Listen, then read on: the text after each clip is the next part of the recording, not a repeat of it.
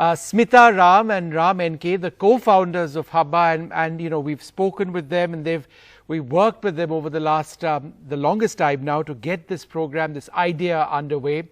Smita, if I can come to you first, how and why did you come up with the concept of Habba?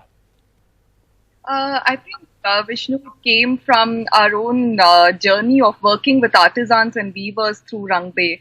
And we would support them with working capital, and we felt that we were doing a great job.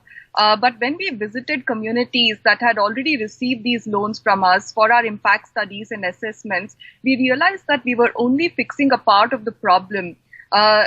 Despite our loans, the lives of our artisans and weavers kind of remained the same. It had not changed. And many of them actually had access to markets. And that actually, raised a question mark for us on how are we actually impacting them. So it took us some time to understand what this problem is. And then we realized there are two things. One, there's a lot of information asymmetry between the customer and the artisans and weavers. Today, as a customer, I may pay a premium for an artisan product without thinking that this money is actually going to the artisans, but that may not be happening in reality. On the other hand, our artisans and weavers may not really know what is it that I am expecting as a customer. So Habba's aim is to really create this community of conscious customers who make this choice of buying handmade and handwoven as a very conscious decision and as a way of life. So that was really the motivation. And luckily, many people here today supported us in this journey. They encouraged us to, get started with the Habba journey. And I must say it has been the most enriching part of our lives. बिल्कुल स्मिता, ये बहुत अहम है.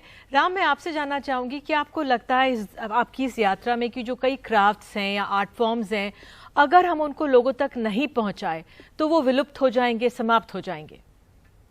ये बिल्कुल, और specially आज की जो कोरोना काल में हम लोग रह रहे हैं, इस समय तो ये बहुत ही अहम बात होगी, क्योंकि एक तो उनको रोजगार नहीं मिल रहा है, और ये जो क्राफ्ट हैं जितने भी अभी हैं इस समय, उनका भी एक तरह से टिक पाना इस दौर से बहुत ही मुश्किल होगा.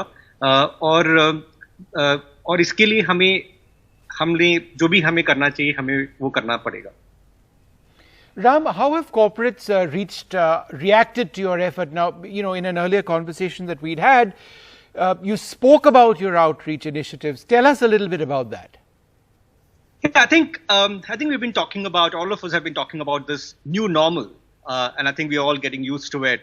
And one of the things, when we started talking to corporates, their point of view was, well, that they don't have a gifting policy, because our pitch to them was, could we dedicate their gifting budget to handmade in India? So, and our, request to them was that in this new normal, we also need to come up with new policies.